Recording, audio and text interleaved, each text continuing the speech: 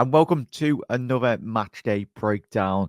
It's a big one. Reds, Liverpool away from home in the Parc des Princes in the Champions League, facing up against Paris Saint-Germain. And yeah, we've got a great analysis for you, Reds. But if you do enjoy today's episode, make sure you do hit that subscribe button down below, put your bell notification on so you always do get notified. And let's get straight into the analysis. With Liverpool returning to the Champions League as they face Paris Saint-Germain in the last 16, finishing top of the table in the group stages, the Reds had the advantage playing of obviously the second leg at Anfield next week. But Liverpool lining up with Alisson in goal, Trent, Canate, Virgil van Dijk, Andy Robbo, Alexis McAllister, Ryan Gravenberch, and the forward four for Liverpool on the night. Salah, Dominic Szoboszlai, Luis Diaz, and Diogo Jota as well. Liverpool lining up in the typical 4-2-3-1 formation.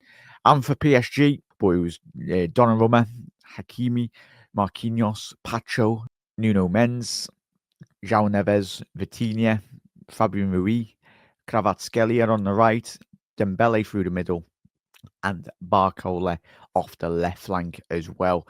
But Liverpool out of possession against Paris Saint-Germain. The woes really did continue. The pass and press really hurt them, Liverpool really massively, but credit to Paris Saint-Germain for that as well. But in regards to Liverpool, the passive first line allowed Paris Saint-Germain to keep the ball and pin Liverpool in their own half for almost the entirety of the game. The average positioning for Paris Saint-Germain players on the ball shows the territory of space Liverpool had to concede due to the massive front press from Paris Saint-Germain. The French side completed 630 accurate passes compared to Liverpool's 220 through the entirety of the game. Really disappointing from Liverpool, but fair play to Paris Saint-Germain on the night. And then on paper, PSG had a highly technical midfield but lacked physicality. The game paints a drastically different picture with Liverpool, who won only 33 ground duels, which was absolutely staggering, really. So, yeah, it was one of them, really, that I think for all of us would have liked to have seen a bit more physicality from Gravenberch and the likes of Dominic Szoboszlai, just to try and stamp a bit more of their authority on the game, but it wasn't to be on the night. We'll start of the game in regards to obviously pressing in a hybrid 4-3-3 system, resembling Klopp's tenure in the scenario. We can see a 4-3-3 press, hybrid press, referring to the pressing man on the ball side and the zonal on the other. When the ball switched over, the team shifted their press, allowing Robertson to push up higher against Ashraf Hakimi. And when Kvaratskhelia dropped, we see Virgil van Dijk follow him. An interesting one as well, Reds, obviously, from Paris Saint-Germain. You look at Vitinha dropping really deep. Fabian Ruiz was unmarked in midfield. And then, obviously, Dembele dropping into the half space to receive the ball from Mendes. Paris Saint-Germain adapted to a back four build-up during the goal kicks, which left Dominic Szoboszlai to have to track Fabian Ruiz and also Mendes, making it easier for Paris Saint-Germain to manipulate Liverpool's press, whilst Ryan Gravenberch pushed up to Ruiz, and it leaves Canate in a 2v1 situation, making it easy for Paris Saint-Germain to exploit the space. Liverpool did switch between a 4-2-3-1, 4-1-4-1, and predominantly a 4-4-2. PSG used wide pinning and fluid positional movement in the midfield, laterally and in different lanes. Time and space on the wings to switch the play allowed Barcola, Kvaratskhelia to run at the fullbacks as well, with a technical switch from slot at half-time. Diaz dropped deeper in an asymmetrical 4-3-3 formation, which allowed Trent to get closer to Barcola, helping him reduce the influence on the game. Liverpool also adapted to a back five at times, with Ryan Gravenberch and Alexis McAllister tracking Paris Saint-Germain's forwards. It led to a situational back six. It also effectively reduced the quality of Paris Saint-Germain's chances in the second half, as the XG from open play was contained to a 0.29. Paris Saint-Germain's double substitution, Fabian Ruiz and Kvaratskhelia, replaced by Zaire Emery and Goncalo Ramos, effectively reduced Paris Saint-Germain's access to half spaces.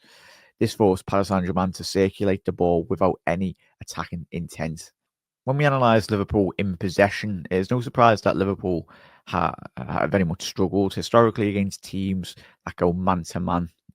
Atalanta, Leverkusen, Bologna, and the lack of a six who can receive the ball from the back line to progress further up the pitch is the profile they targeted in the summer window. However, couldn't land him. Vitinha today highlighted the role and importance of the role in a team that he wants to keep possession off the ball. Except for Curtis Jones, Liverpool's midfielders don't like to rush their actions on the ball. As Paris Saint-Germain pressed in a man-to-man fashion, Liverpool resorted to a long ball from Alisson. He completed 10 of his 22 long balls, the Brazilian goalkeeper. As Liverpool moved to a low block in the second half, they were able to limit Paris Saint-Germain, but at the same time found it extremely difficult to keep hold of the ball themselves. Núñez was brought on in the hope of acting as a better outlet, and Jones to keep possession of the ball to try and gain back some control in the game. Although it wasn't effective, it did lead to the only goal in which Liverpool did score on the night, and taking a 1-0 goal advantage into the second leg really helps Liverpool. McAllister did extremely well in and out of possession, and Liverpool seemed to have some sense of control when Alexis McAllister was on the ball. Gravenberch has already clocked 2 times the same minutes that he did last season, and his game seemed to indicate a bit of fatigue. Endo substitution for Gravenberch seemed to send a signal that Slot and his staff were happy to leave with a draw, hoping to capitalise on the home game next week. Slot's ruthless nature in his substitutions continued as he subbed off Salah for Elliott, who didn't have the best game. Alisson, Núñez and Elliott combined to provide a goal in the 87th minute. Alisson pinged a long ball up front for Núñez, who won the challenge against Marquinhos. Núñez, contrary to popular belief, was the calmest player on the pitch and had the composure to find the run of Elliott and played the perfect pass to roll it into his path. Elliott's acceleration from deep to attack the space is commendable and slots the ball home, giving Liverpool the lead in the first leg. Nuno Mendes did incredibly well to reduce Salah's impact on the game. However, he switched off on one occasion and did not track Harvey Elliott's run in his blind side. This game being the definition of a smash and grab within football. Technically, this is one of the worst performances from the Reds, as the data shows. However, psychologically, this is one of the best results the team could get to boost their confidence. Not being able to play your best game of football, but still coming away with a 1-goal lead for the second leg is a commendable effort. Men showed they can sustain waves of pressure against the Premier League rivals, similar to the game against Manchester City. In hindsight, it seems to be that Slot has instilled the ability to sit back and learn to defend the box and not concede goals. It was evident as Paris Saint-Germain's XG per shot was a mere 0.16, which indicates that Liverpool limits Paris Saint-Germain to shots outside the box, which were less quality and therefore less expected goals, which means less goals. Overall, a great result, but still a long way to go for Liverpool to seal the tie next week at Anfield. But Reds, that draws a conclusion to the episode. It's been an absolute pleasure. Hope you have enjoyed it.